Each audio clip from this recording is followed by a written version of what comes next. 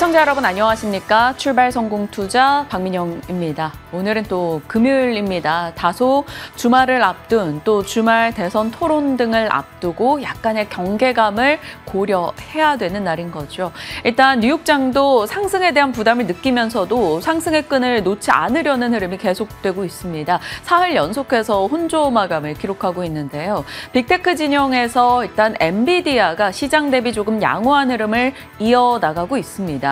물론 전일 흐름 대비해서는 조금 아쉬운 일부분의 흐름도 있었습니다만 계속된 모멘텀이 등장하고 있다는 점에서 엔비디아 반도체 진영에 대한 기대는 여전합니다. 다만 국내장에 한해서는 그것이 시세로 강력하게 이어지질 못하고 있는데요. 반도체 섹터를 필두로 두고 다른 섹터까지 같이 고민하면서 오늘 좀 전략 시간을 길게 가져가 보도록 하겠습니다. 자, 밤사이 뉴욕장이 어땠는지 집중하면서 살펴보겠습니다. 뉴욕 증시 간밤 3거래일 연속 혼조세로 거래를 마쳤습니다. 일단 나스닥 지수가 약보합권에 마감이 됐는데 이제 어제까지 6일 연속 올랐잖아요. 상승에 대한 피로감이 조금 있었습니다. 이쯤 되면 21번쯤 고를 때도 됐죠. M7 종목들이 쉬어가면서 0.2%의 하락. 다만 S&P 500 지수, 그 밖에 방어주들이라든지 그리고 그동안 많이 빠졌던 제약주들이 반등에 성공을 하면서 0.4% 올랐습니다. 이제 오늘까지 나흘 연속 상승했다라는 데 특징적인 포인트가 있었죠.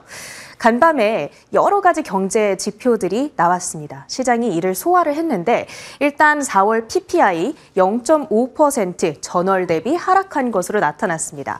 생각했던 것보다 아주 큰 폭으로 하락이 된 것이고 화요일 CPI도 물가 안정 추세가 잘 확인시켜줬고 이제 그에 이어서 PPI 도매 물가도 잘 안정화되고 있구나. 물가에 대한 안도감 자리를 했습니다. 다만 아직까지 완전히 안심하기에는 좀 이른 것 같은데 그 이유가 월마트의 실적 발표가 있었거든요. 그런데 바나나라든지 계란이라든지 이런 사람들이 반드시 소비할 수밖에 없는 생필품, 일부 상품에 대한 가격 인상을 예고했습니다. 그러니까 트럼프의 관세로 인한 여파를 일부 그 비용 부담을 소비자들에게 전가하겠다라는 건데요.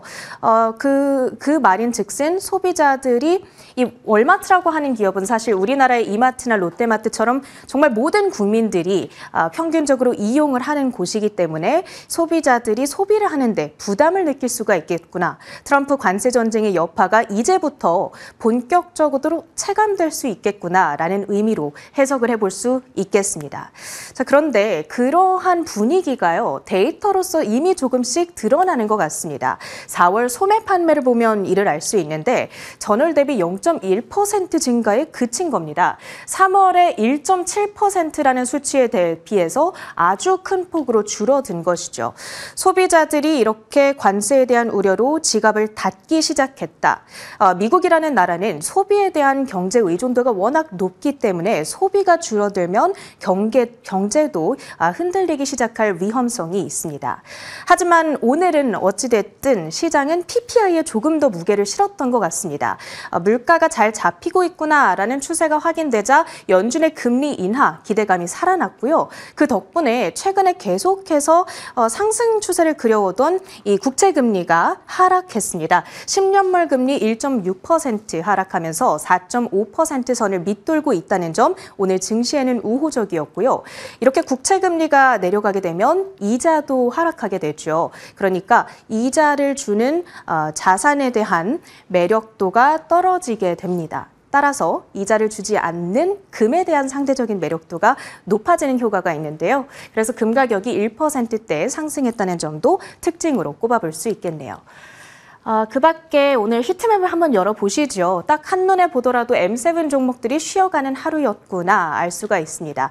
다만 종목별 이슈들을 보면 호재와 악재들이 섞여 있었는데요. 일단 엔비디아, 호악재를 다 정리를 해봤습니다.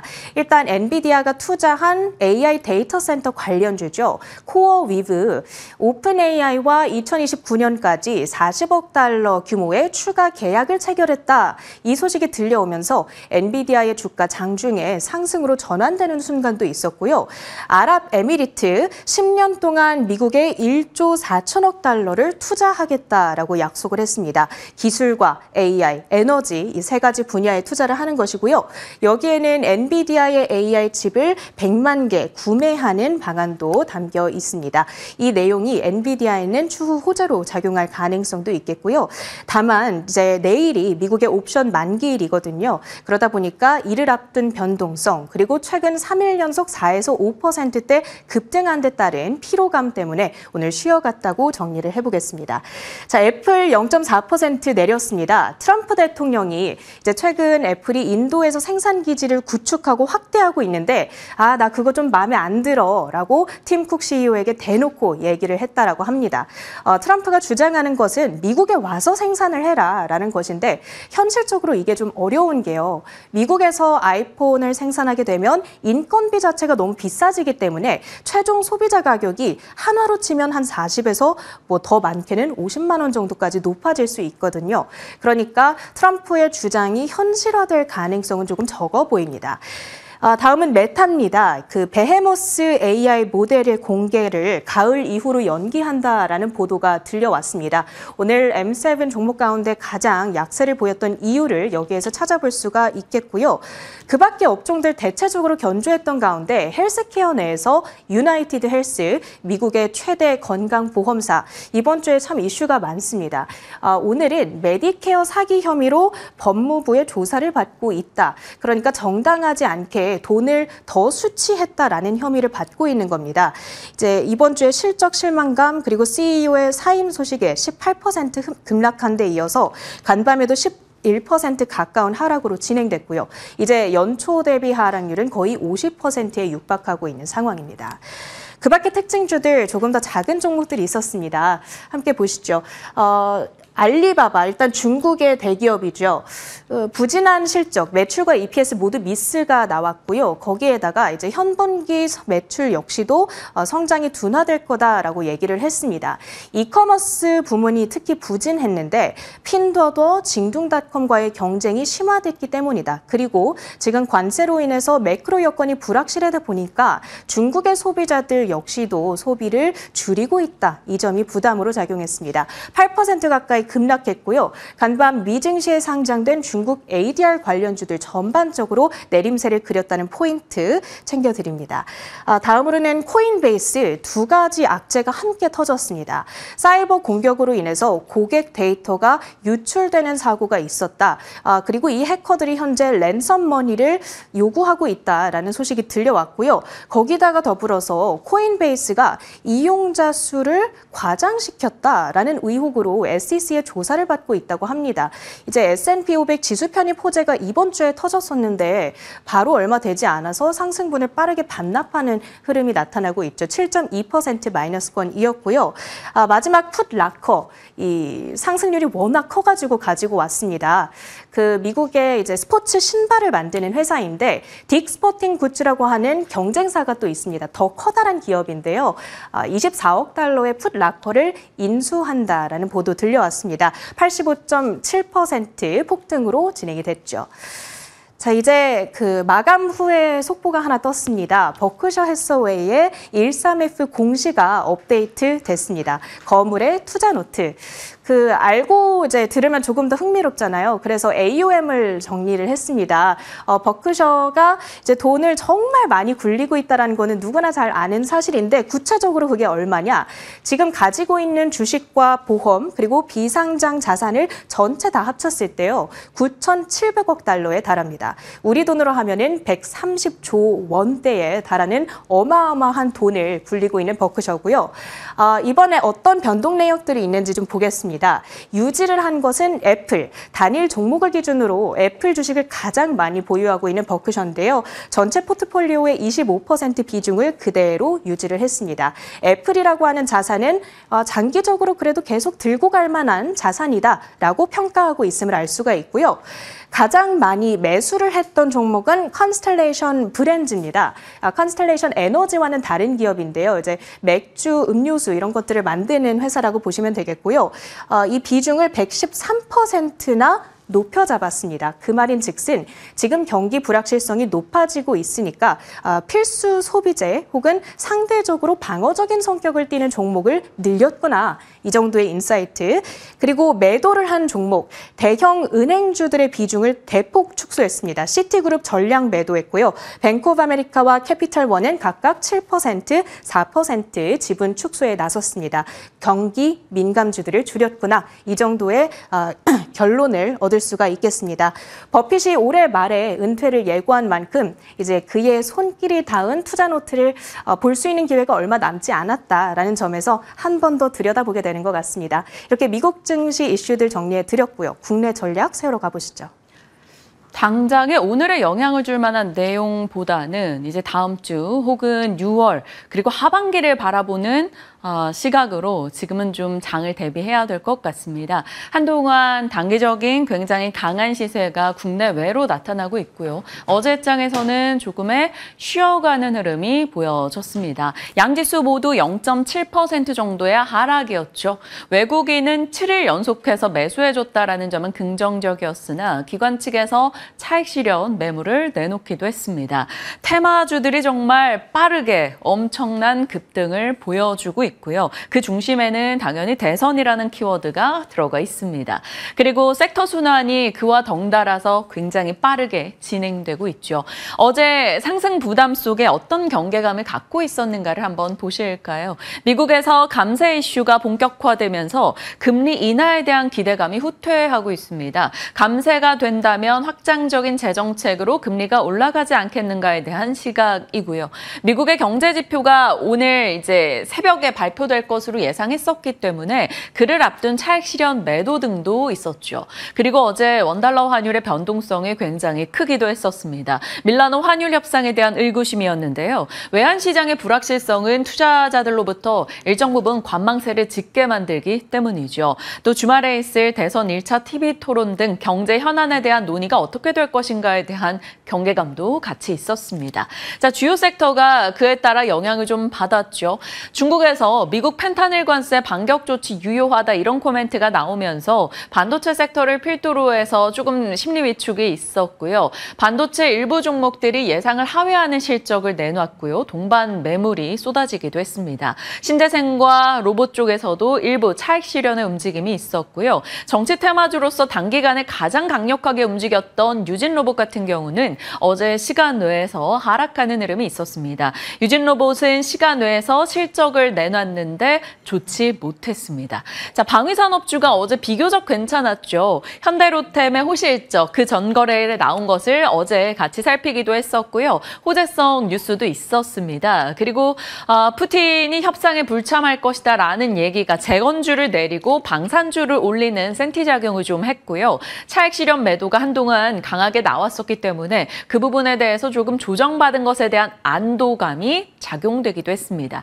바이오는 늘 그러했듯이 각계전투의 흐름이었죠. 요즘에는 비만 키워드 못지않게 오가노이드 쪽 관심도 있었는데요. 그 외에는 개별주 움직임이 굉장히 활발했다 이렇게 볼 수 있겠습니다. 어제는 전반적으로 조금 쉬어가는 분위기, 주말을 앞둔 경계감, 지표를 앞둔 촉각을 곤두세우는 흐름 정도였다라고 볼 수 있겠습니다. 자, 1분기 실적 시즌이 어제 마무리가 됐습니다. 그래서 장중에도 그리고 시간 외에서도 실적들이 쏟아졌기 때문에 오늘은 잘 마무리하는 차원에서 실적에 대한 얘기를 좀 더 많이 넣어봤어요. 어제 장중 특징주들로는 JYP 엔터 전망이 개선되고 있다라는 분석 속에서 주가 엔터주가 부진한 가운데 나름 괜찮았습니다. 7%의 상승이었고요. 한국금융지주 요즘 굉장히 좋은 분위기가 형성이 됐었는데요. 어제 또 5% 상승이었습니다. 역대 최대 실적을 기록했죠. 어제 이 시간에 짚어봤었던 외국인 카지노, 롯데관광개발을 비롯해서 GKL, 파라다이스 모두 예상 상회 실적이 나왔음을 어제 짚기도 했었는데요. 롯데관광개발 어제 5%의 상승을 기록하기도 했습니다. 하반기부터 중국인 관광객, 단체 관광객, 무비자 입국 이슈가 있기 때문에 그에 대한 기대가 계속적으로 섹터별로 작용을 할 것인가 아니면 기대치보다 못 미칠 경우는 또 그것이 악재가 될 수 있다는 점도 염두에 두면서 내용 체크해 보시죠. 자, 마감 이후에 기업들이 실적을 쏟아냈고요. 눈에 띄는 것 중 하나 바로 한국카본입니다. 영업이익이 311억 원을 기록했어요. YOY 기준으로도 굉장히 좋고요. 컨센 대비도 40% 정도 상회하는 수준이었습니다. 애프터마켓에서 3%의 상승을 기록하면서 2만 1,000원대 나타냈죠.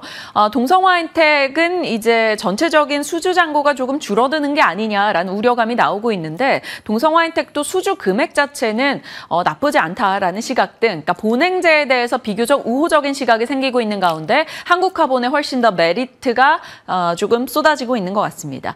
자, 마이크로컨텍솔도 좋은 실적을 내놨어요. 매출액이 5분기째 증가세를 기록하고 있습니다. 영업이익 YOY 기준으로 150% 증가이고요. 어제 장중에 급락 나왔었던 이 종목인데 일단 시간외에서 많이 만회했습니다. 시간외 상한가를 기록했네요. 조선 섹터에서 김태성 본부장 세진중공업 간혹 많이 얘기하셨던 기억이 있는데 세진중공업의 실적도 괜찮았습니다. 컨센 대비 순이익이 220% 이상 상회했고요. 애프터마켓에서 5%의 상승을 기록했죠. 자, 리가켄바이오 한번 볼까요? 순이익 264억 원 기록했습니다. 영업이익도 YOY 기준으로 289%, 최근 5개 분기 중에 가장 좋은 실적을 내놓으면서 애프터마켓에서 역시 5% 가까운 상승을 나타냈습니다. 시장이 특정 섹터가 강하게 끌고 가지고 수급을 잡아먹는 무언가가 등장하지 못한다면 개별 종목들의 모멘텀에 조금 더 집중을 하게 될 것이고요. 증권사 보고서도 그런 쪽에 더 초점을 맞춰서 관심을 두게 될 수밖에 없습니다. 그런 맥락에서 실적이 잘 나왔던 기업들에 대한 체크가 오늘은 필요하기 때문에 이렇게 좀 자세하게 각 종목별로 넣어봤습니다. 1분기 실적 시즌이 마무리돼가는 가운데 어제 장 마감 이후에 정말 많은 기업들이 실적을 쏟아냈고 예상보다 좋았던 혹은 조금 실적이 개선되고 있는 쪽이 바로 빨간색 칸이 되겠고요. 예상보다 별로였거나 실망스러웠거나 아니면 적자가 지속되고 있는 기업들이 바로 이쪽이 되겠습니다. 자, 좋았던 쪽에서는 눈에 띄는 건 앞서 봤던 한국카본, 마이크로컨텍솔 뿐만 아니라 세진중공업, 리가켄바이오, 그리고 삼양식품 이렇게 들어가 있었고요. 유진로봇은 앞서 말씀드린 대로 시간외 실적에 대한 실망이 있었고요. 폴라리스 AI 파마, 케이프 서현, PI 등이 시간외에서 부진한 실적을 내놓으면서 시간외 시세로도 조금 하락권에 머무르기도 했습니다. 참고용으로 혹시나 내 종목이 여기 들어가 있는지 확인해 보시길 바랍니다. 자, 미국장은 어땠을까요? 혼조 마감이었고요. 영향을 줄 만한 내용들은 그러했습니다. 바로 PPI와 소매 판매 등이 부진하면서 국채금리가 하락했죠. 어제 이 시간만 해도 4.5 부담스럽다라고 얘기했었는데 미국의 10년물 국채금리 같은 경우 4.4대로 내려왔고요. 2년물, 5년물, 30년물 너나 할 것 없이 밤사이는 국채금리의 하락이 있기도 했습니다.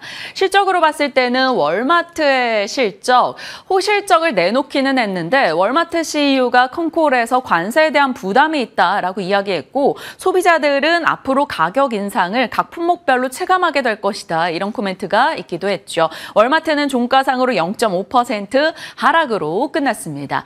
자, 제롬 파월 연준 의장 공급 충격 시대에 진입하게 됐다. 장기금리가 높게 유지될 수도 있다라는 이야기를 했습니다. 이 금리에 대한 시장의 압박이 어찌 보면 당분간 지속되겠다라는 것을 한 번 더 확인받았죠. 자, JP모건 CEO죠. 제이미 다이먼은 경기 침체 가능성을 다시 한번 언급했고요. 엔비디아 장중 시세를 한번 보시면 하락폭을 좀 줄이면서 마무리가 됐어요. 출발할 때는 좀 하락하는 흐름이 있었었는데 오픈 AI 코어 위브 간의 계약 소식과 함께 UAE 그러니까 아랍에미리트로의 반도체 투자, 수출 이런 모멘텀들이 지속되면서 주가가 그래도 하락권에서 상승으로 되돌리는 모습을 보이기도 했습니다. 그러다 약보합권에서 끝났는데 비교적 선전했다라는 것이고 오늘 이제 밤에 미국이 또 옵션 만기일이기 때문에 그에 대한 수급도 같이 좀 영향을 주지 않았나 이런 시각 등이 나옵니다. 뉴욕장에 대한 흐름 짚어봤고요. 자, 뉴욕장 내에서 괜찮았던 종목군들을 보시면 뭐 펩시코 혹은 코카콜라 이런 이런 쪽이었어요. 그리고 담배 쪽에 필립 모리스 아니면 P&G 등의 의식주와 관계된 종목들의 강세가 있었습니다. 이들 섹터가 상징하는 것은 바로 방어적인 성격이라는 거죠. 자, 미국 소비자들은 명확하게 느낍니다. 물가에 대한 변동, 소비에 대한 둔화를 일정 부분 감내하고 있는 상황인데 맥킨지의 조사에 따르면요. 미국인들에 대한 설문조사를 해봤더니 앞으로 3개월 동안 과소비를 할 의향이 있는 카테고리, 그러니까 경기에 대한 불안이 있고 물가에 대한 부담이 있어서 소비를 줄인다고 하더라도 가장 끝자락의 소비를 줄일 것, 그러니까 끝까지 소비를 포기하지 않을 게 무엇인가에 대한 질문이었다라고 볼 수 있겠습니다. 레스토랑, 다이닝, 식료품, 그러니까 먹거리에 대해서는 계속해서 소비를 하겠다라는 내용이 들어가 있었죠. 방어적인 성격을 이런 데서 좀 찾아볼 수 있는 게 아닐까 싶기도 합니다. 그런 측면에서 국내 방어 섹터 음식료주들은 어땠는가? 밤사이 미국의 음식료 섹터가 좋았던 것을 받아갈 수 있을 것인가? 한번 내용을 살펴봤습니다. 일단 어제 국내 음식료 업체들이 굉장히 많이 실적들을 내놨고요. 4월 수출 확정치까지 전달이 됐었죠.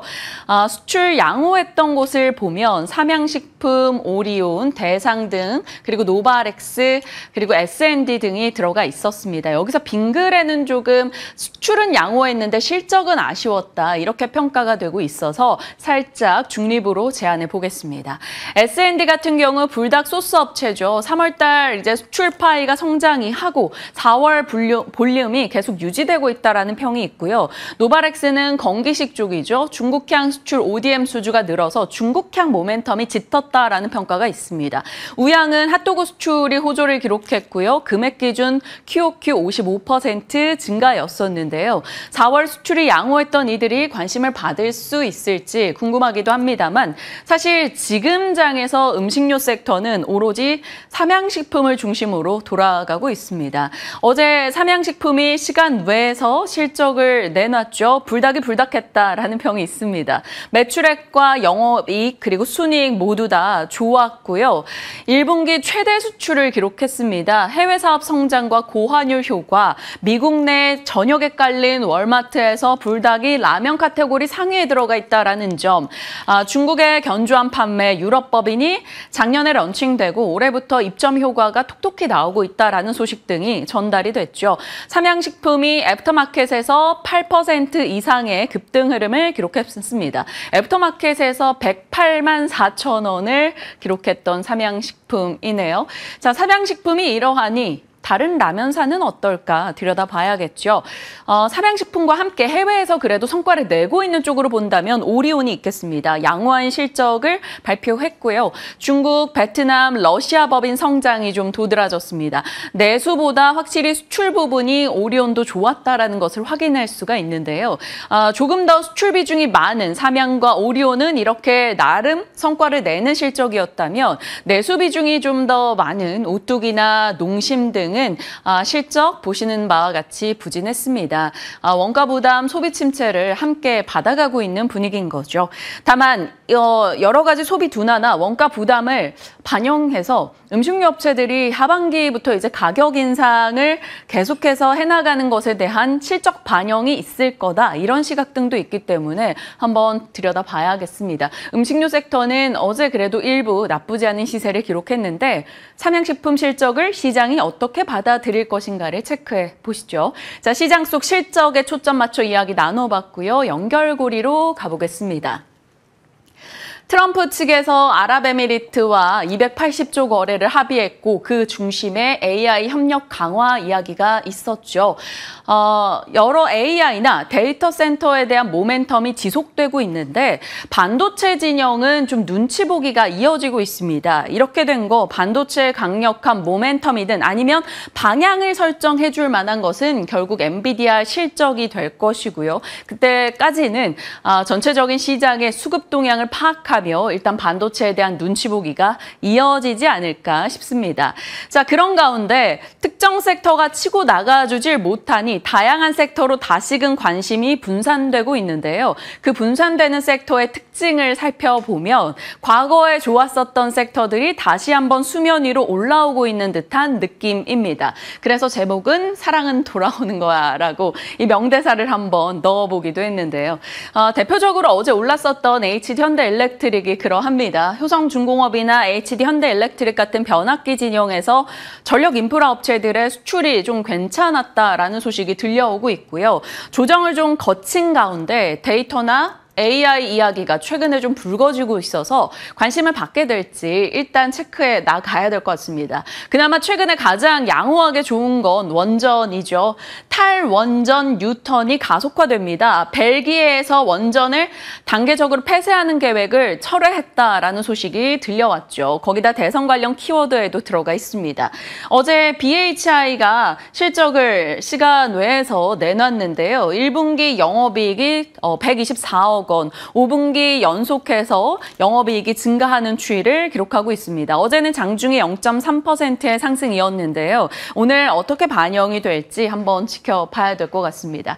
그리고 돌아온 섹터에 대한 기대 중에 하나, 바로 방산과 조선도 일단은 체크해 보는데요. 단기적으로 방산은 조정을 조금 세게 받기도 했었죠. 어제 현대 로템을 중심으로 나쁘진 않았습니다. 나토 사무총장이 GDP 대비 5% 방위비 부담해야 된다라는 것에 좀 지지 의사를 표명하기도 했고요. 유럽 방위청의 총 방위비 증가세가 가파르게 나타나고 있다, 이런 소식도 들려옵니다. 그리고 시간 외에서 풍산이 실적을 내놨는데요. 컨센을 상회하는 실적이었습니다. 현대 로템, 풍산 이런 식으로 확실히 모멘텀이 있는 쪽에서는 내용을 살펴봤을 때 실적, 숫자, 수출이 뒷받침되고 있다는 것을 확인합니다. 그렇기 때문에 올해 정말 강한 주축이 될 수 있었겠죠. 대표적인 종목 중에, 섹터 중에 하나가 조선도 그에 들어갈 텐데요. 수출과 숫자 혹은 이제 내러티브 A 이런 스토리 등이 잘 맞물려 있는 섹터였었죠. 많이 올라왔다가 조정을 조금 받았는데요. 단기 휴식 속에 일정이 하나 생겨 있습니다. 그 부분은 잠시 후에 보여드리도록 할 거고요. 세진중공업도 한국카본 이런 호실적을 내놨기 때문에 조선 섹터 내 호실적에 이번에 세론으로 반응할지 아니면 주가 상승으로 반응할지를 봐야 됩니다. 다만 그들은 모두 시간 외 혹은 애프터 마켓에서 강한 시세를 어제 보여줬기 때문에 오늘장은 그래도 우호적으로 반응하지 않을까 기대를 좀 가져보게 됩니다. 자, 환율이 조금 부담스럽기는 합니다. 수출 부담이 확대될 경우에 이제 내수나 저PBR 정책주로 좀 관심이 이동할 수 있다라는 점을 염두에 두시면서 환율 체크 필요하고요.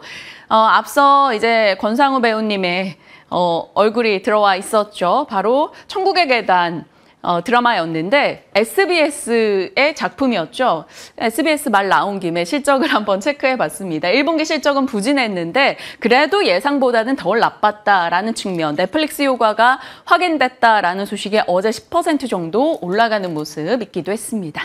자, 일정 체크입니다. 오늘 이제 미국은 옵션 만기, 또 안덕근 장관과 미국의 무역대표부 대표가 회동을 한다라는 소식을 일전에 말씀을 드렸었는데, 미국의 이 무역대표부 대표가 HD현대와 하나오션 등과도 만남을 갖는다라는 언론 보도가 있었습니다. 제주에서 비공개로 단독 면담을 한다라는 것인데, 이것이 또 조선 섹터에 모멘텀이 돼줄 수 있을까요? 일단 일정 체크용으로 넣어봤고요. 조선 밸류체인 내에서 한국카본, 세진중공업 이 어제 시간 외에 좋은 시세를 냈다라는 점 참고해 주시길 바랍니다. 자, 시장 속 오늘은 실적의 키워드 맞춰서 이야기를 좀 풀어봤고요. 미나앵커는 이제 하반기 중국인 단체 관광객의 무비자 입국이 적용되면서 관광 관련한 키워드로 오늘 섹터 잡아주셨다고요? 네, 그렇습니다. 가장 중요한 키워드를 던져주신 것 같은데요. 이제 외국인 관광객들이 우리나라로 많이 들어오고 있는데 특히나 중국인 관광객들에 향한 기대감이 매우 높아지고 있습니다. 그래서 오늘은 관광 관련 종목들을 살펴볼 예정인데요. 그 안에서 먼저 카지노 관련 종목들 그리고 면세 관련 종목들의 수급을 체크해 보도록 하겠습니다. 수급에서 정말 큰 특징이 포착이 됐는데요.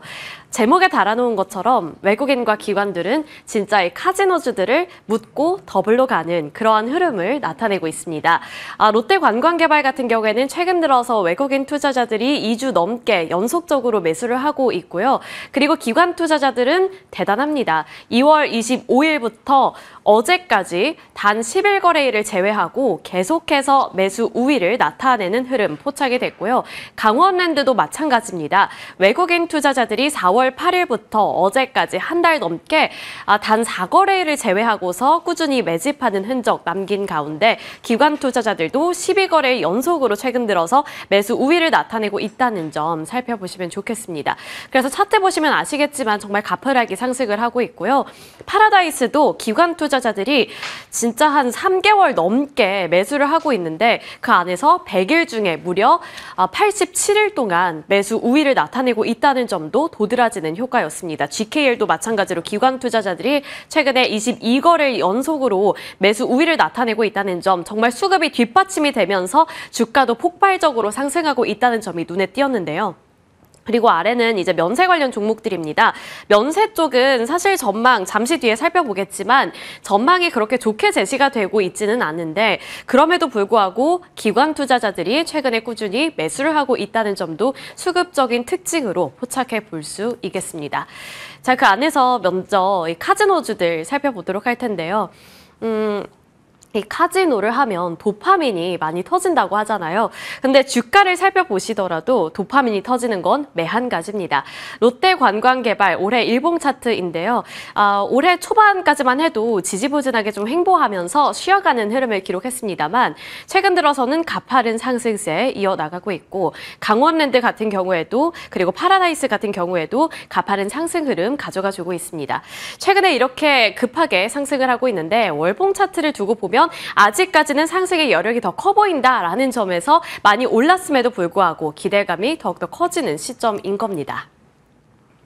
자, 이렇게 대표 카지노 종목들의 주가 흐름 살펴봤는데요. 그렇다면 왜 이렇게 가파른 상승세를 그려나가고 있는 것일까? 도대체 어떤 점들이 올해 이렇게 카지노주들을 주인공으로 만들어주고 있는 것일까 궁금해지는 대목이죠. 4가지로 요약을 해봤는데 먼저 외국인 입국자 수가 최근 들어서 폭증하고 있다는 점이 킥이 되고 있습니다. 그리고 올해 하반기에는 정부가 한시적으로 비자 면제 조치를 할 것으로 보이는데요. 일단 중국인을 향한 타겟팅을 한 건데 제주도는 이미 오픈이 되어 있습니다. 그런데 제주도가 아닌 곳에도 이제 한시적으로 비자 면제 조치가 이뤄질 것으로 보이기 때문에 더 많은 관광객 수가 들어올 것이다라는 기대감이 높아지고 있는 거고요. 비수기에도 현재 카지노주들이 호실적을 기록했다는 점, 그리고 정부 차원에서 이 카지노 규제 완화에 대한 기대감을 더욱더 높이고 있다는 점도 하나의 투자 모멘텀으로 작용이 되고 있습니다. 그 안에서 외국인들이 지금 이러한 판을 주도하고 있다고 말씀을 드린 만큼 외국인들이 어느 정도로 증가했는지 그리고 이게 왜 실적 기대감을 올리고 있는지도 살펴보도록 하겠습니다. 방한 외국인 관광객 수를 살펴보시면요. 지난해 1분기에는 340만 명 가까이 들어왔습니다. 그런데 올해 1분기 수치를 다 집계를 해봤더니 무려 387만 명이라는 관광객이 들어왔고 그리고 이는 전년과 비교했을 때 무려 13.7% 증가한 수준이라는 점에서 외국인 관광객들 정말 많이 들어왔구나 이걸 확인해 볼 수 있었던 거고요. 이게 다 실적으로 찍히겠구나라는 전망도 한몫을 하고 있는 겁니다. 그리고 코로나가 터지기 이전 수준 2019년도에 가장 많은 관광객이 우리나라로 돌아왔었는데 지금 2019년에 찍었던 숫자를 올해 1분기에 돌파를 해냈다는 점에서도 상당히 큰 의미를 갖고 있다고 볼 수 있겠습니다. 그리고 올해 1분기를 조금 더 세부적으로 뜯어보면요. 가장 중요한 중국인 입국자 수가 100만 명을 돌파하면서 전년 대비 11% 증가했고요. 올해 1분기 일본인 입국자 수는 약 90만 명으로 집계가 됐는데 마찬가지로 전년 비교했을 때 19%를 넘기는 증가세 나타냈습니다. SK증권에서는 이렇게 평가를 했는데요.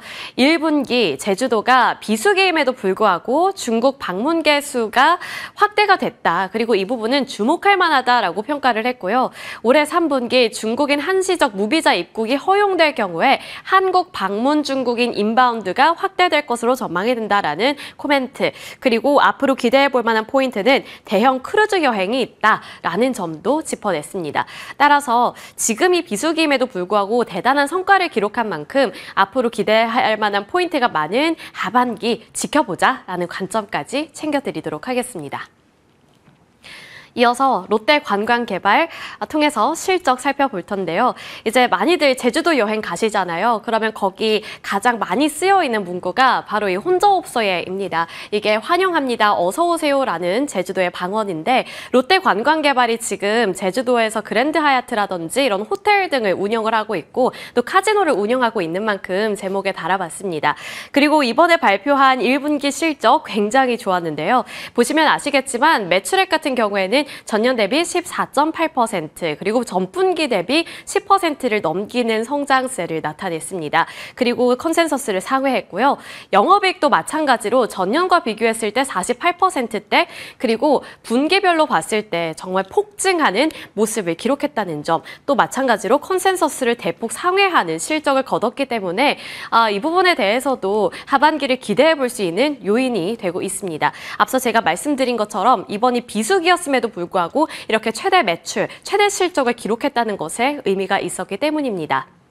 그리고 실적을 하나하나 조금 더 자세하게 살펴보면요. 카지노에서 역대 최대 매출을 기록했다는 점이 눈에 띄고 있었는데요. 매출액은 전년 대비 20%대 그리고 전분기 대비 14%대로 두 자릿수대 상승률을 기록했습니다. 그리고 역대 최대 드로백을 기록을 했는데 드로백은 제가 밑에 써놨어요. 저는 한 번도 카지노를 해본 적이 없어서 이게 어떤 의미인지 몰랐는데 테이블 게임에서 고객들이 칩을 구매하는 데 쓰는 돈을 의미하고 있습니다. 그러니까 카지노를 하기 위해서 쓴 돈 자체가 지금 역대 최대치를 기록했다라는 점 지금 주목을 받고 있고요. 홀드율 같은 경우에는 이제 고객들이 잃은 돈을 뜻하는데 잃은 돈이 21%로 전년과 비교했을 때 1.9%포인트 증가했습니다. 고객 입장에선 져서 아쉽겠지만 이쪽 카지노 입장에서는 돈을 그만큼 벌어들인 꼴이 되는 거니까 실적으로 고스란히 반영이 됐다는 거죠. 또 1분기에 방문객 수가 11만 명을 기록했는데 이는 전년 대비 38% 넘기는 성장률을 나타낸 거고요. 회원 수도 8만 명을 돌파했다라는 점에서 카지노의 매출이 주목을 많이 받고 있습니다. 그리고 지난달 4월 달만 두고 봤을 때에도 매출액이 61%대 성장세 전년과 비교했을 때 가시적인 효과를 나타냈고요. 지난달 드로백 같은 경우에도 이제 177억 원으로 고객들이 카지노에 쓴 돈 자체가 전년과 비교했을 때 마찬가지로 50% 가까이 증가했다라는 점도 의미가 있었습니다.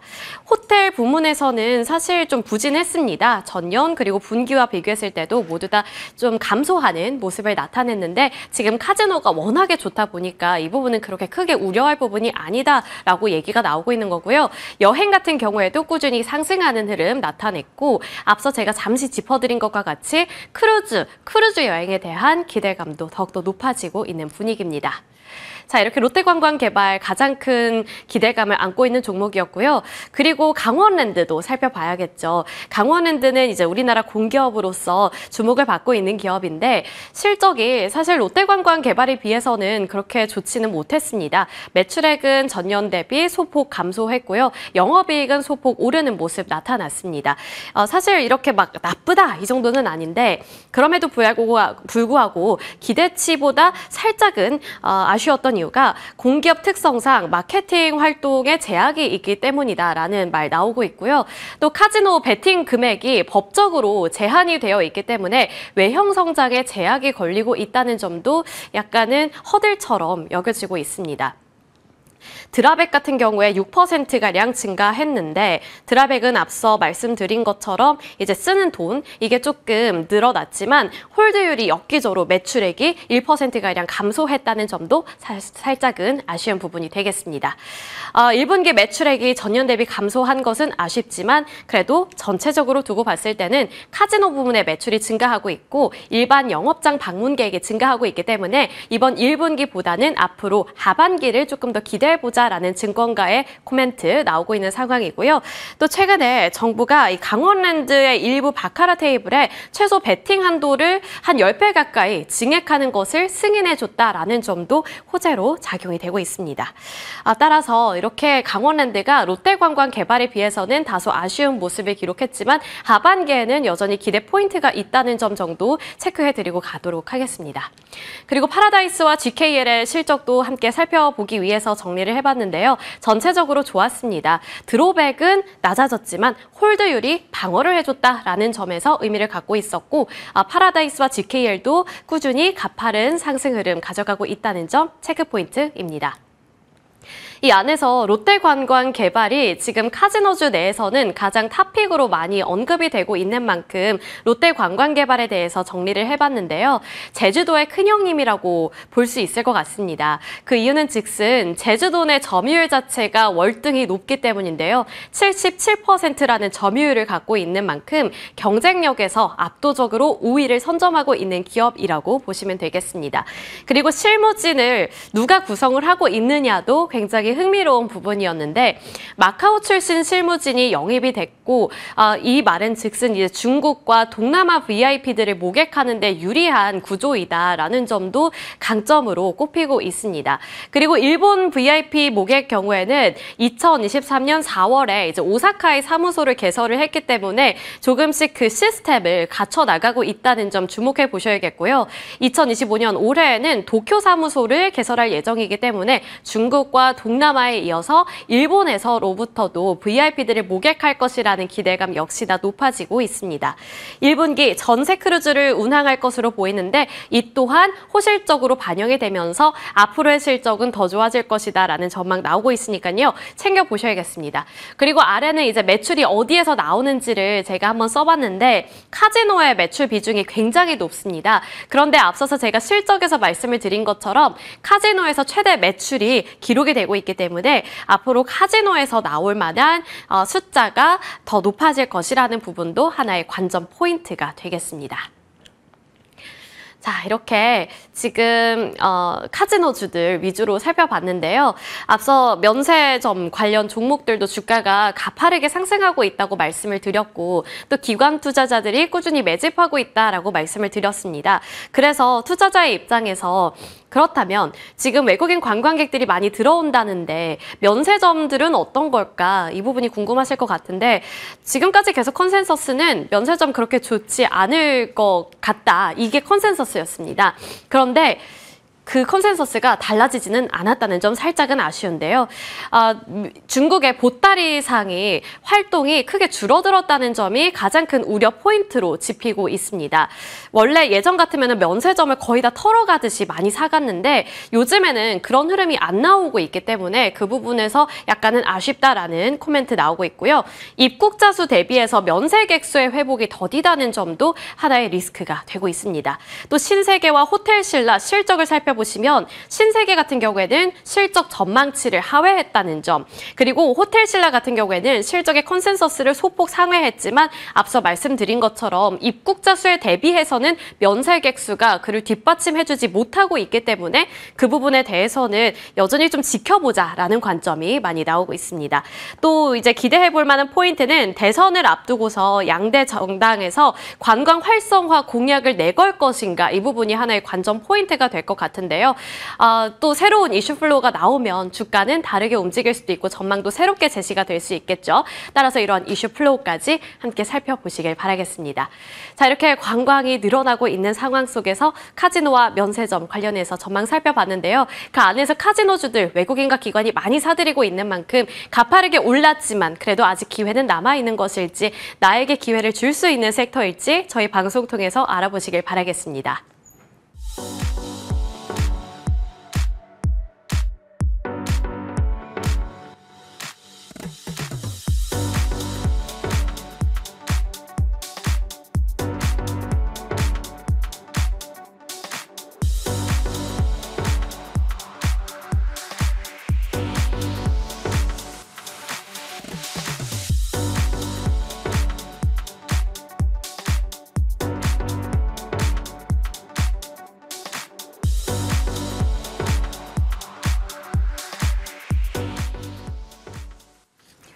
네, 한 주 마무리하는 금요일장 개장을 앞두고 어떤 마음가짐으로 가야 될지, 그리고 5월 마무리 6월 준비를 어떻게 해야 될지 이분들과 이야기 풀어가겠습니다.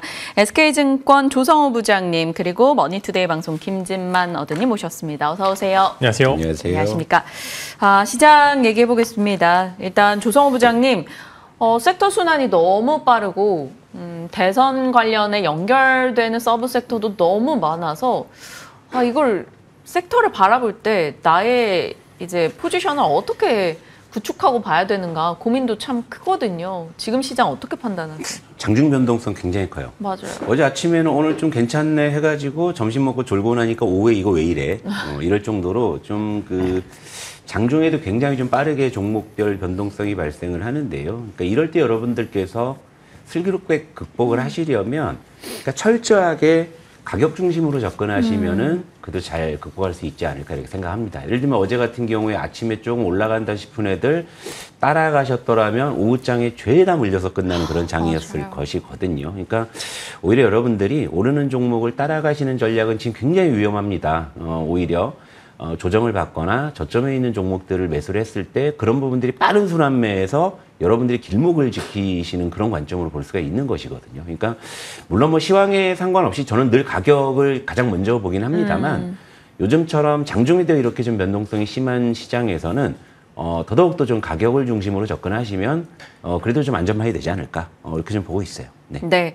그러면 가격을 중심으로 안정적인 포트를 구성하려면 어떤 섹터를 봐야 되는가에 대해서 잠시 후에 저희가 차차 공개해 가도록 하겠습니다. 자, 진만쌤은 시장 판단 어떻게 하시는지 사실 진만쌤과 우리가 이틀 전에도 전략을 챙겨봤었는데 그 사이에도 막 오르는 특징 섹터가 이틀 사이에도 확 바뀌어버리고 어떻게 해야 돼요? 네, 일단 아무래도 이제 분기 보고서가 마무리되는 시점이죠. 그래서 이제 세론과 세론이 아닌 그 애매한 그런 구간에서 되게 아이러니하게도 어떤 섹터는 또 분명히 좋은 것 같은데 세론이 나오고요. 그다음에 이제 이거 너무 높아서 더 가기는 좀 애매하지 않나라고 했었을 때 또 이제 올라가는 그런 이제 세론과 세론이 아닌 그 중간에 애매한 사이에서 좀 이제 빠른 순환매가 나오고 있고요. 이제 또 아마 이런 시장에서 이런 얘기인 것 같습니다. 같은 섹터에서 뭐 여러 세 가지 뭐 대장주가 나오게 되면은 두 종목이 좀 잘 나왔으면 너도 잘 나오지 않을까라고 이제 기대를 했다가 마지막에 실적은 꽤나 잘 나왔는데 이제 고꾸라지는 즉 이제 분기 보고서의 마무리에서 단기적으로 이제 많이 올랐던 주식들이 같이 좀 섹터별로 빠지는 모습들을 보여주고 그다음에 그 수급들이 또 이동을 하게 되면서 너무나 실적이 안 좋은 sek터에 들어가게 되면서 단기적으로 이제 좀 변동성이 커졌다라고 말씀을 드리면서 이제 어제 분기 보고서가 마무리가 되면서 이제 마지막에 이제 삼양식품이 어제 이제 뭐 대체거래소 쪽에서 100만 원을 넘어가게 되면서 마지막 피날레를 조금 이야기를 좀 채웠는데 이제 아무래도 단기적으로 세론 나왔던 쪽이 다시 한번 바닥을 짚고 올라서는지 아니면은 기존에 올라갔던 종목군들이 또 한번 계속적으로 랠리를 하는지 여러분들이 잘 체크를 해보시면 좋을 것 같고 요즘은 사실 이제 위로 올리는 힘이 강하다기보다는 밑에서 내렸을 때 끌어서 올리는 힘이 조금 더 강합니다. 즉 이제 뭐 거래량이 사실 코스피도 그렇고 코스닥도 그렇고 엄청나게 크지는 않은데 빠지면은 또 올라오는 그런 이제 회복력이 조금 더 탄력이 있는 상황이고 어제 미국장도 보시면은 어제 하루는 좀 조정주지 않을까 생각을 했는데 그래도 이제 꽤나 세게 마무리가 됐습니다. 그래서 이제 사실 개인 투자자들이 이제 여기서 고민을 하시기 되게 고민을 많이 해야 되는 시점이긴 합니다. 이제 이 정도 올랐으면 한 번 정도 조정되지 않을까라고 하면서 기존에 있었던 주식들을 팔고 또 밑에서 기다리시는 분들도 굉장히 많고요. 이거 화성 갈 거니까 그냥 계속 갈 거야.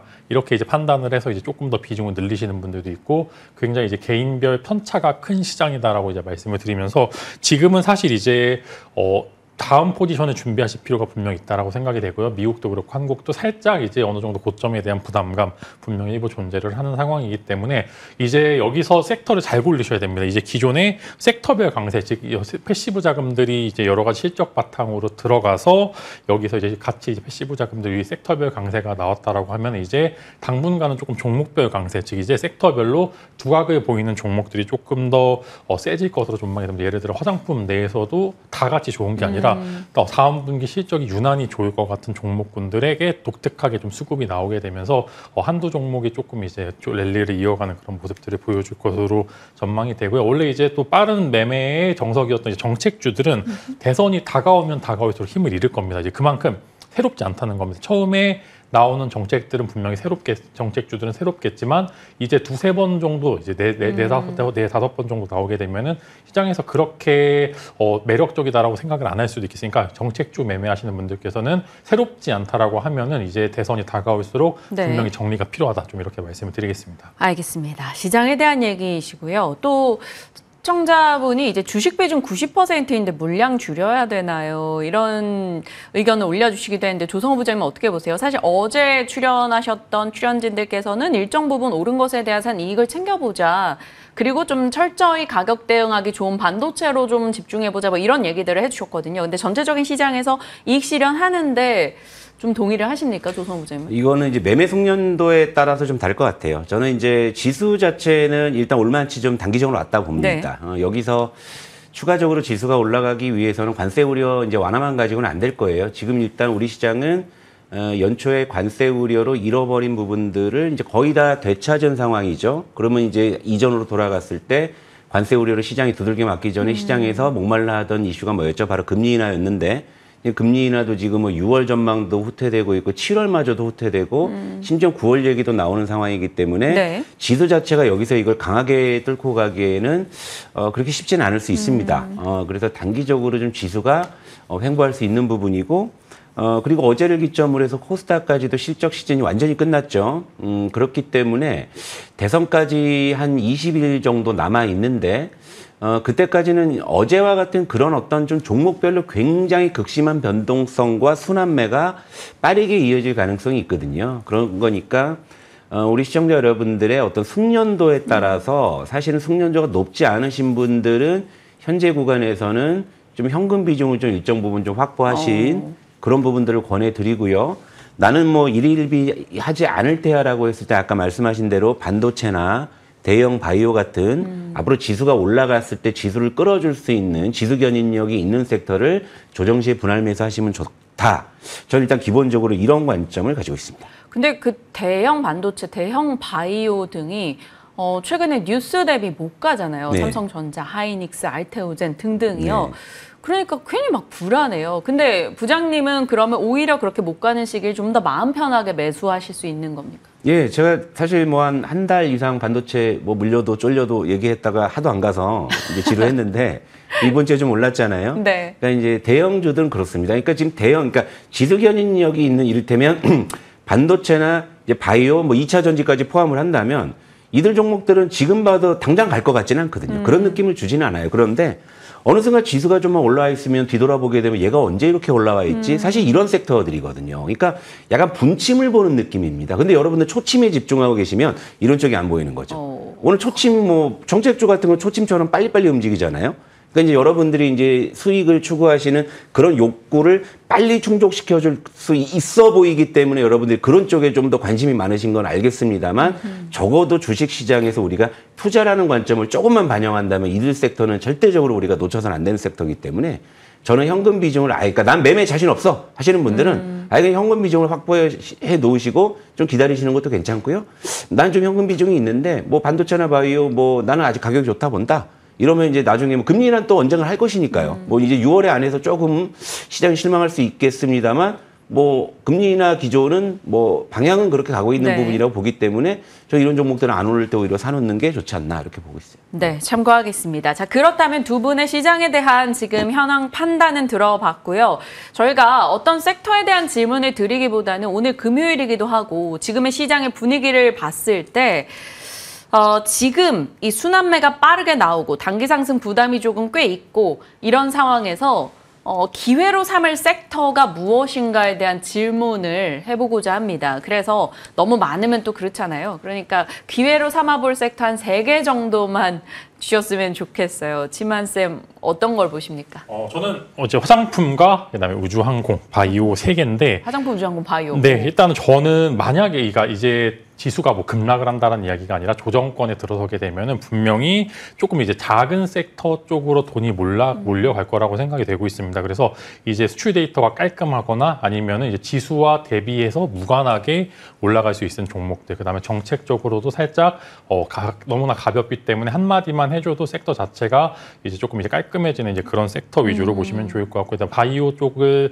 지켜보는 이유도 바이오가 최근에 이제 좀 안 좋았었던 부분들도 많습니다. 이제 위약품 관세 이야기들도 굉장히 많았던 부분들도 있고, 그다음에 단기적으로 조금 이제 임상 결과들이 좀 자의적 해석으로 인해서 좋다라고 해석하는데 상대적으로 이제 주가는 그렇지 않은 이제 종목들이 꽤나 많이 나오고 있었었는데, 이제 만약에 이제 코스피와 코스닥 쪽에서 이제 코스닥 쪽을 조금 더 관심을 갖게 되면은 지수가 이제 제가 이전에 말씀드렸던 패시브 자금들이 유입이 되려면은 바이오 쪽, 그다음에 화장품 쪽을 제외하고는 사실 들어가기가 조금 이제 애매하다라고 이제 말씀을 드렸던 부분들이 네. 있기 때문에 요 세 가지 섹터 보시면 좋을 것 같고요. 그다음에 화장품 쪽은 이제 수출 데이터가 굉장히 깔끔한데, 일단 1차적으로 이제 정말로 잘 팔렸던 기업을 제외하고는 또 그렇지 않았던 이제 섹터 종목들도 존재를 하기 때문에 너무나 많이 빠졌던 종목들이 이제 다음 섹터, 다음 분기 때 실적을 또 기반으로 해서 바닥을 잡고 올라오는지 여부를 잘 체크를 하면은 충분히 이제 시장에서 좋은 수익을 얻을 수 있을 거라고 생각이 되고 있고요.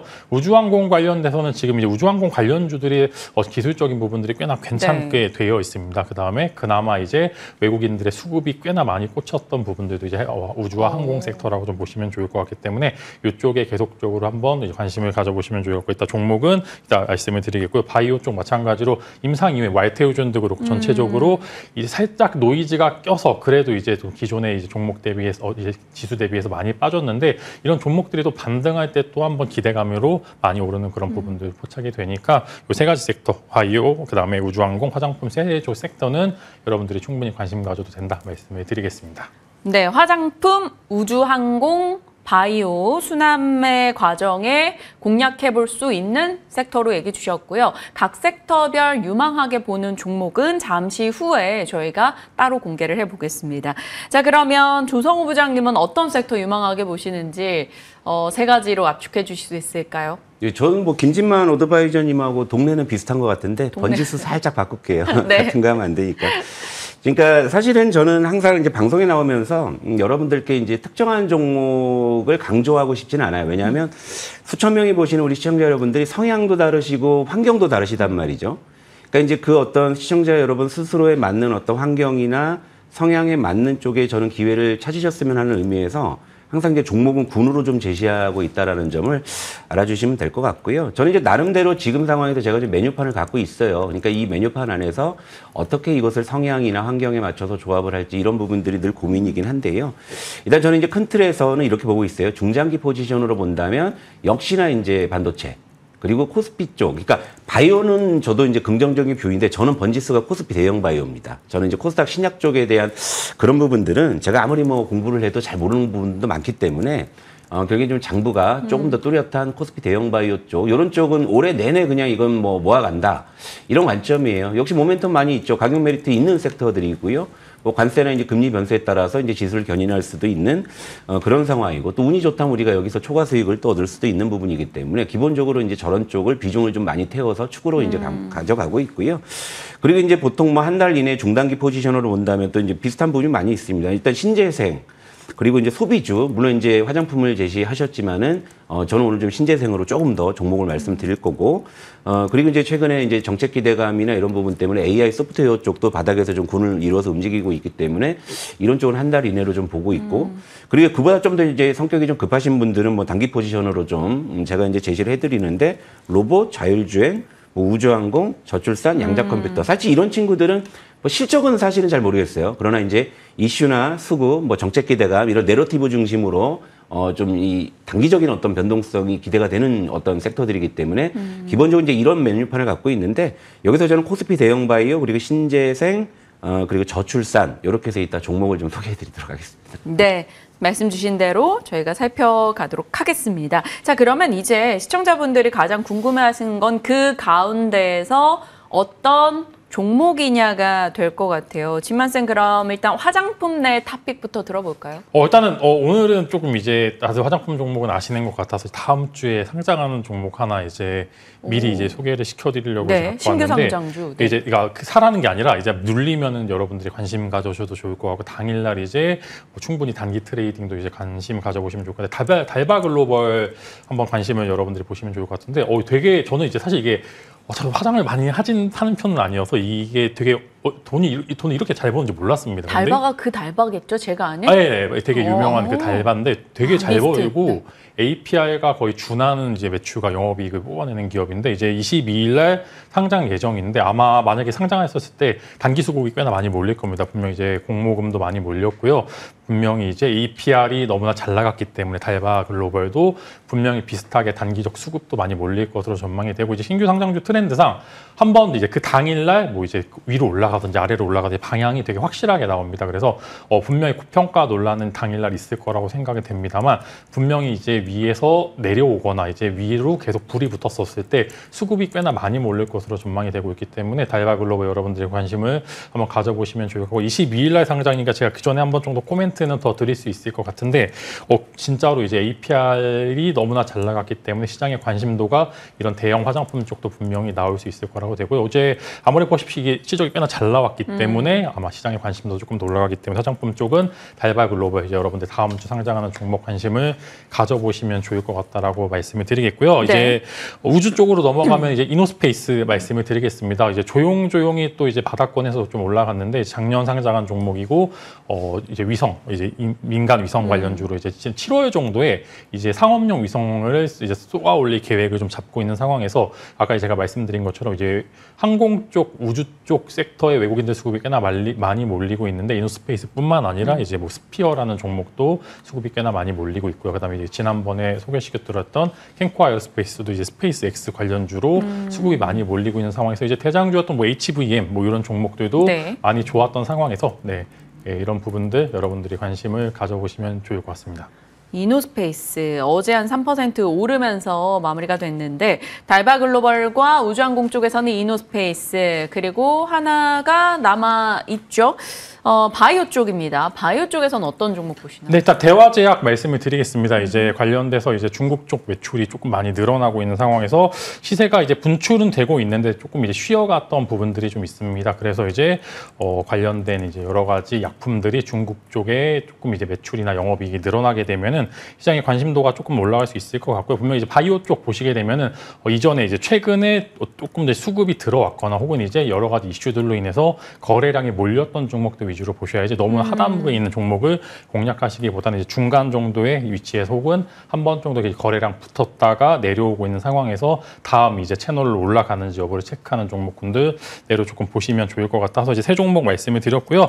이제 달바 글로벌, 이노스페이스, 대화제약 세 종목 이제 말씀을 드렸기 때문에 여러분들 내에서 이제 분명히 이제 관심권 혹은 관심 섹터 내에서 좀 관심을 가져보시면 좋고 여기서 이제 굳이 하나를 최우선으로 고르자라고 하면 일단 우주항공 쪽이 저는 지금은 단기적으로 가장 안전하고 가장 상승 룸이 많이 남아있다. 좀 이렇게 정리를 해드리도록 하겠습니다. 우주항공 쪽이 안전과 상승 파이가 더 클 수 있다라는 점에서 유망 종목 한 번 더 저희가 기억해 가겠습니다. 이노스페이스이고요. 자, 조성호 부장님은 앞서 이제 제약 바이오 혹은 신재생 아니면 정책단에서 뭐 저출산 등등이 있을 텐데 그 가운데 어떤 종목으로 좀 더 눈여겨보시는지. 네, 일단은 제가 지난주 이 시간에도 신재생 쪽에서 이제 HD 현대에너지솔루션과 한미약품을 말씀드렸는데 HD 현대에너지솔루션이 이제 좀 저 멀리 날아갔기 때문에 이제 다른 신재생을 새로 소개해드릴 거고. 다른 신재생. 예, 그리고 이제 한미약품은 이번 주에도 역시나 좀 관심적으로 말씀을 드리도록 할게요. 일단 이번 주에 4% 정도 상승을 했고 이번 달에 8% 정도 상승인데도 뭐 저는 여전히 뭐 가격 메리트가 있다라고 봅니다. 왜냐하면 그동안 원체 못 갔기 때문이죠. 제가 이제 코스피 대형 바이오주를 좋아하는 이유는 장부를 보면은 추정이 가능한 거예요. 근데 지금 한미약품 같은 경우에는 이익은 약간 좀 변동성이 있어요. 들쭉날쭉합니다. 좀 좋았다 안 좋았다. 하지만 이제 이동평균으로 보게 되면 이익도 꾸준히 우상향을 하고 있고 외형은 계속 성장을 하고 있는 그런 상황이에요. 그러니까 이런 어떤 대형 바이오주들이 이렇게 계속 성장을 한다라는 거 우리가 좀 후한 점수를 줄 만도 한데 아직 시장 수급은 거기에 그렇게 호의적이지는 않은 것 같아요. 하지만 최근에 주가가 이제 꿈틀대기 시작을 했다라는 점이고 한미약품 같은 경우는 경영권 분쟁이 마무리되고 전문 경영인 체제로 이제 전환을 하면서부터 주가가 조금씩 촉발이 되다 보니까 이제 재료빨이 이제 먹기 시작을 했죠. 이제 비만 치료제에 대한 모멘텀 그리고 이제 CMO 사실 CMO 하면 삼바나 셀트리온 아니냐, 뭐 SK 바이오사이언스 아니냐 하는데 한미약품도 사실은 야금야금 이제 의약품 위탁 생산에 대해서 준비를 많이 했던 기업이니까 이런 부분들에 대한 모멘텀 계속적으로 기대해 볼 수 있을 것 같고요. 그리고 신재생 쪽에서는 이제 HD 현대에너지솔루션 제가 최근에 질문을 많이 받아요. 이거 뭐 지금 사도 됩니까? 그런데 3만 원대의 HD 현대에너지솔루션과 4만 원대의 HD 현대에너지솔루션은 저는 다른 종목이라고 생각을 합니다. 왜? 가격이 달라졌으니까 이제 다른 종목이라고 생각을 합니다. 그러니까 그건 좀 주의하시고 대신에 이제 신재생 같은 경우에 최근에 지난주에도 말씀드렸지만 이게 약간 이제 그 도레미식으로 좀 계단식으로 좀 이렇게 시세가 형성이 되면서 군집성이 확대가 되는데 태양광이 먼저 치고 나갔고요. 풍력이 따라갔어요. 근데 풍력도 지금 단기적으로 굉장히 많이 올라 있거든요. 그리고 이제 제일 마지막 단에 있는 쪽이 현재 지금 수소 쪽이 지금 아직 가격이 굉장히 좋게 남아 있거든요. 그러니까 이제 앞으로 이제 수소 쪽도 정책 기대감을 좀 머금는다면은 탄력을 강화할 수 있는 그런 구간이라고 보고 있는데요. 이 중에 두산 퓨얼셀, 요거 좀 말씀을 드릴게요. 일단 신재생 섹터가 단기 급등을 한 상황에서 정책 기대감은 계속 반영이 될 거고요. 또 1분기 실적 신이 종료가 됐기 때문에 적어도 이런 종목들이 실적에 발목 잡힐 일은 없을 거예요. 그러니까 내러티브가 강화가 될 것이고요. 그리고 이제 수소 같은 경우에는 신재생 섹터에서 거의 막내급으로 거의 제일 나중에 움직이는 또 그런 특징들이 있는데 후발주로 좀 기대를 해볼 수 있는 구간이 아닌가 보고 있고 이 두산 퓨얼셀 같은 경우에는 최근 8거래일 연속으로 또 연기금이 또 주워 담고 있다라는 점도 좀 수급상의 포인트라고 말씀을 드릴 수 있겠고요. 그리고 마지막으로 이제 정책 관련해서는 이제 저출산. 제가 이제 이 말씀 왜 드리냐면 요 며칠 사이에 사실 이제 그 반려동물 테마주가 급등을 했었어요. 네. 예, 뭐 개사료 뭐 이런 거 만드는. 와, 뭐 강아지 사료주도 이렇게 테마 타고 급등을 하는데 정작 인구 감소가 이 심각한 대한민국에서 이 저출산주가 왜 아직 테마가 안 탔지라고 생각을 하니까 오히려 이제는 타겠구나 싶은 거죠. 왜냐하면 대선 레이스가 이제 본격화되고 2주 남은 상황에서 어떤 후보든 분명히 출산 관련한 공약이 저는 안 나올 수가 없다고 보거든요. 그래서 제가 앞서서 말씀드릴 때 2주 이내라는 제가 타이머를 돌리면서 이쪽 섹터를 말씀드렸기 때문에 이 중에서 전 제로 투 세븐 말씀을 드릴게요. 일단 뭐 빠른 순환매 속에서 지금 길목 매수가 가능한 좀 정책 테마 중에 하나가 저출산이라고 일단 보고 있고요. 또 이제 4월 달에 미리 좀 한번 주가가 움직인 적이 있었는데 최근에 조정받아가지고 거의 상승 이전 시점으로 복귀를 했기 때문에 가격 메리트가 다시금 발생한 구간이라고 볼 수 있습니다. 그래서 저는 뭐 이런 저점에서 좀 잡아 놓으신다면은 어떤 식으로든 이제 정책 모멘텀이 한 번쯤은 부각될 타이밍이기 때문에 이런 것도 좀 길목매수 차원에서 또 가격이 좋기 때문에 한번 접근해 보셨으면 좋겠습니다. 네. 두 분이 각각 말씀 주신 종목군들 뭐 같은 섹터에서는 살짝 다른 번지수로 그리고 다른 섹터에서는 또 한 번 더 섹터에 대한 환기를 시켜주시면서 두 분의 세 가지 유망 섹터, 세 가지 유망 종목들을 받아봤습니다. 이것들을 모조리 다 여러분 포트에 담으세요 이런 거 아닌 거 아시죠? 내가 갖고 있는 포트에 대해서 뭐 같은 종목이 있다면 한 번쯤 더 체크할 수 있고 관심 섹터로 넣어두고 이 흐름이 어떤가를 좀 파악하며 갈 수 있는 그런 계기로 삼아보시길 바랍니다. 공감이 형성돼서 매수하시는 것도 뭐 또 투자 의견이 맞아떨어진다면 좋은 일이겠죠. 자, AS 차원에서 진만쌤, 캔코아 에어로 아까 이노스페이스 얘기해 주셨는데 캔코아 에어로도 기존에 말씀드렸던 우주 쪽이었단 말이죠. 여기서 좀 추가적인 AS 코멘트 좀 부탁드릴게요. 네, 조금 더 갈 것 같습니다. 이제 그래도 조금 이제 시장이 막 왔다 갔다 좀 하고 있는 와중에서 이제 잘 붙고 있는데 이제 아까 이제 말씀드린 것처럼 스페이스X 관련 섹터들을 계속 주목해야 되는 부분들, 그다음에 미국장에서 로켓랩 즉 위성 발사 기업이 계속적으로 조금 상승을 하고 있는데 관련돼서 이제 캔코아 에어로스페이스, 스페이스X 관련된 여러 가지 그런 우주 산업체와 이제 이전에 협업한 이력으로 인해서 많이 올랐던 부분들과 그다음에 더해서 방산 쪽, 그다음에 이제 무인기 관련된 모멘텀이 같이 붙게 되면서 지금 이제 바닥권에서 조금 올라가고 있고 이제 올라갈 때 좀 말씀을 드렸었는데 아마 직전 고점 정도인 17,000원까지는 여러분들이 조금 더 갖고 가셔도 좋을 것 같습니다. 그래서 이제 아무래도 이제 모멘텀 자체가 많은 상황에서 노이즈들이 많이 줄어들고 있는 상황, 그다음에 그렇게 크지 않은 종목이 와중에 아마 우주 관련돼서 그다음에 정책적으로 이제 대선 후보들도 한 번씩 이야기를 할 수 있을 가능성이 굉장히 크기 때문에 저도 이제 보고 보니까 이제 우주항공청 개청한 지가 1년 조금 넘었다고 하더라고요. 그래서 이제 아마 관련돼서 한두 번 정도의 정책적인 모멘텀, 그다음에 글로벌 이슈까지 종합했었을 때 분명히 캔코아 에어로스페이스도 손꼽히는 이제 우주항공 쪽에서 이제 종목이다 말씀을 드리면서 직전 고점까지 한번 기대해 보자 말씀을 드리도록 하겠습니다. 네, 캔코아 에어로스페이스 살펴주셨고요. 막 상승률로 쳤을 때 엄청 지금 막 활약한다고 볼 수는 없지만 그래도 이 종목이 좀 이색적이어서 살짝 AS 받고 싶어요. 서부 T&D 네. 한 10% 살짝 못 미치는 상승률이었습니다. 물론 이것 또한 좋지만요. 갖고 계신 분들 계시다면 어떤 AS 해주실까요? 네, 그때 제가 막 금요일 같은 되게 조용한 종목이다라고 말씀을 드렸는데 금요일 그래도 같은 종목? 네, 꽤나 이제 단기간에 조금 이제 조용조용 많이 많이 어느 정도 이제 좀 상승을 보여줬는데 아마 이제 여러 가지 모멘텀 이제 뭐 용상 드래곤 쪽 그다음에 마찬가지로 이제 제가 리츠 그리고 부동산 관련 쪽으로 이제 아마 자금 집행이 조금 되게 되면은 분명히 이제 관련된 자산들이 재평가받는 부분들 그다음에 이제 만약에 이제 지수가 쉬어가거나 혹은 정책적인 변동성이 추가가 된다라고 하면은 리츠 관련된 종목들 계속 보셔야 된다고 하면서 리츠보다 조금 탄력적인 게 서부 T&D니까 여러분들이 분명히 매수하기 어렵지 않을 거고 이제 올라가기도 쉬울 거다라고 말씀을 드렸는데 지금 이제 계속적으로 좋은 수급들이 많이 나오고 있습니다. 오늘도 보시게 되면은 외국인들도 계속 수급이 나오고 있는 가운데 최근에 연기금 쪽 매수세까지 포착이 되고 있기 때문에 막 엄청 높게는 아니겠지만 이제 10에서 15%까지 한번 기대 수익률 높여 잡아서 여러분들이 매매하실 때 한 번에 좀 안정적인 포트폴리오의 일부로 계속적으로 두시면 좋을 것 같다 말씀을 드리도록 하겠습니다. 서부 T&D까지 AS 받아봤습니다. 두 분과 전체적인 시장에 대한 이야기 풀어봤고요. 사실 진만쌤과 이제 오랫동안 호흡하셨던 저희 시청자분들 같은 경우는 이번 개편으로 바뀐 저희 포맷을 어찌 보면 아쉬워하실 수도 있어요. 왜냐하면 기존에는 막 몇십 분 내내 진만쌤이 막 스토리 잡아 끌고 가는 그런 분위기였었잖아요. 그런 아쉬운 분들을 위해서 시간 마련하셨다고요? 네, 그전에는 되게 바쁘고 말도 빨랐었는데 네. 지금은 이제 부장님 같이 니까 되게 여유로운데 일단 투자뉴스에서 못 산 이야기 이어서 공개 방송에서 진행할 예정이고 하나 종목을 빼놨습니다. 오늘 이제 굉장히 볼만한 종목군 하나를 굉장히 빼놔서 여러분들 오늘 한번 관심 가져보시라고 이후에 준비를 했고요. 아마 이제 오늘 재미있는 이제 종목 하나 공개할 예정이니까 이어서 공개 방송 참여하시면 좋을 거고 아마 이제 오늘 시장 자체가 나쁘지 않을 것 같습니다. 그렇기 때문에 금요일을 준비하는 게 아니라 다음 주를 준비하는 그런 여러 가지 계획들 여러분들에게 알려드릴 예정이니까 이어서 공개 방송 참여하시면 좋을 것 같습니다. 네. 조성호 부장님, 이제 한 주 마무리하는 금요일인데요. 오늘 이제 시청자들에게 각인시켜줄 마지막 한마디 해주세요. 빠지면 사세요. 빠지면 사세요. 아, 네. 일단 뭐 가격을 여러분들께서 조금만 싸게 사시면 그만큼 유리하게 우리가 시작을 할 수 있는 거지 않습니까?